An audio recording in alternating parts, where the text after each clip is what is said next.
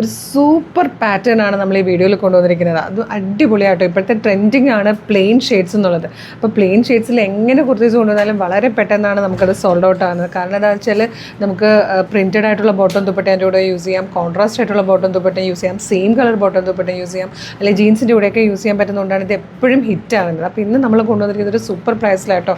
ഇതിൻ്റെ offer price വരുന്നത് വെറും 450 ആണ്. ഫ്രീ ഷിപ്പിംഗ് ആണ്. മീഡിയം, ലാർജ് XL, 2XL വരെയാണ് സൈസസ് വന്നിരിക്കുന്നത്.